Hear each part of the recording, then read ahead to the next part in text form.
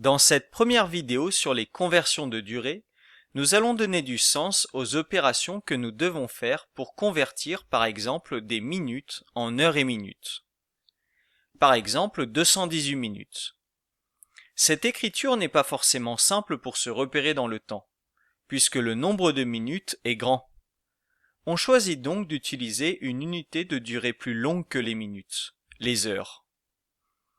On va donc faire des paquets d'heures avec 218 minutes. On sait qu'une heure c'est 60 minutes. Donc pour faire des paquets d'heures, on va devoir faire des paquets de 60 minutes. C'est la même chose.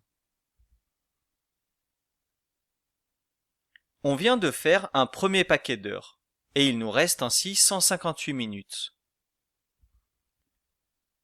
Puis un deuxième, il nous reste 98 minutes. Puis un troisième, il nous reste 38 minutes. Il n'est plus possible de faire des paquets d'heures puisqu'il ne reste que 38 minutes, ce qui est moins qu'une heure. Ainsi, 218 minutes est égal à 3 heures 38 minutes.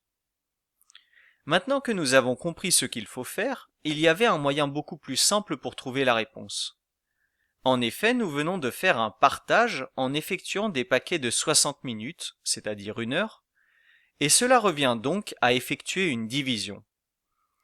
On pose ainsi la division euclidienne de 218 par 60, puisque nous avons 218 minutes, avec lesquelles nous faisons des paquets de 60 minutes afin d'obtenir des heures.